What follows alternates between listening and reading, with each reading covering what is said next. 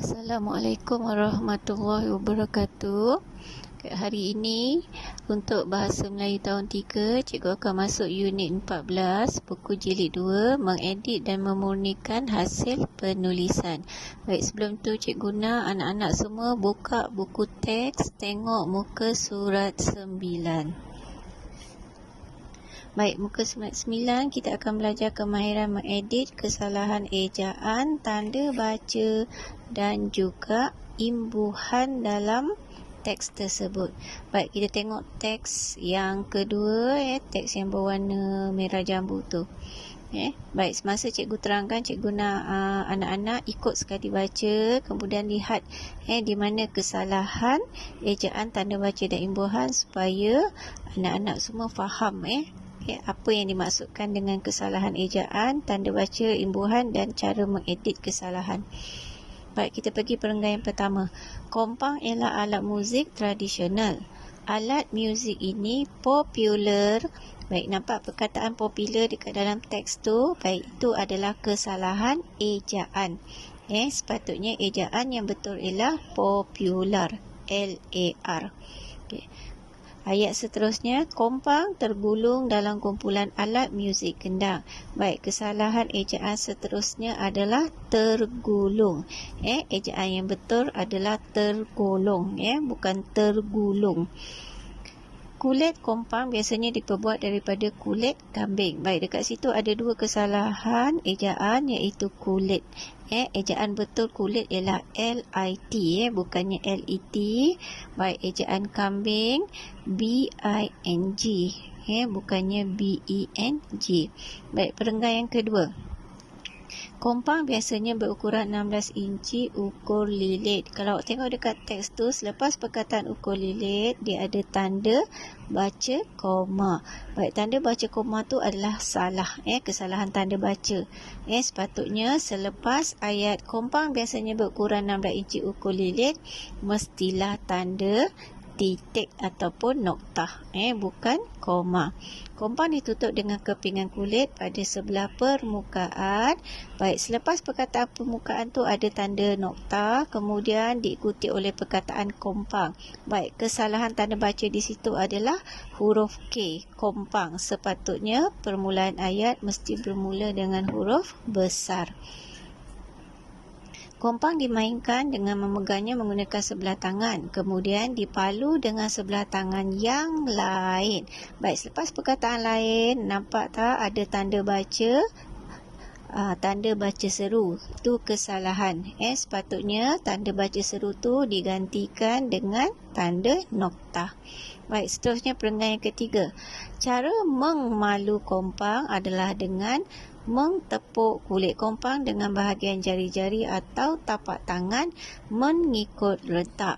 Baik, kalau kita tengok dalam ayat tu, terdapat 3 kesalahan imbuhan.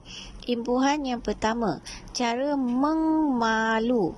Mengmalu tu imbuhan dia salah. Sepatutnya memalu, imbuhan me saja. NG tak perlu.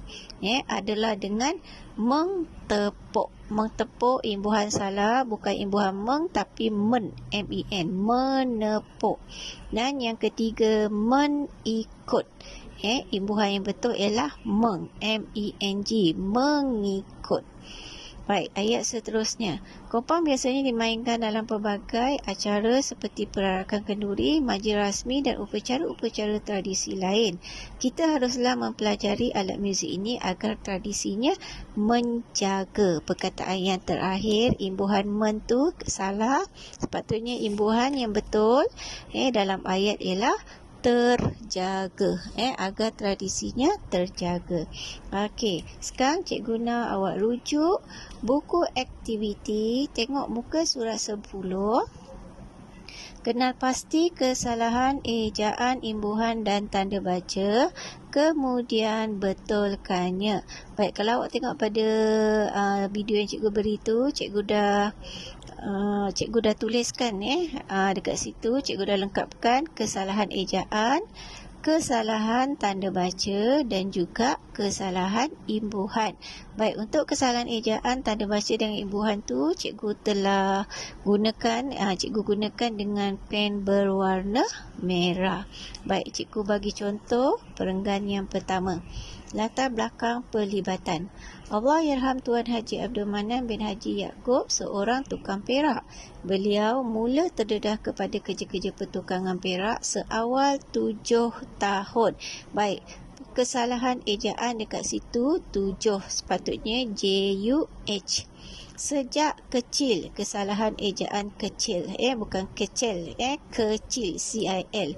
Beliau sering memerhatikan hasil kerja.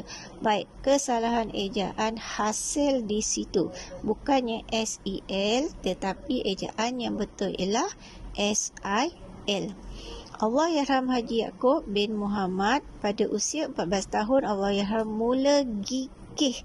Kesalahan ejaan gigih, GIH, bukan GEH, mendalami kemahiran.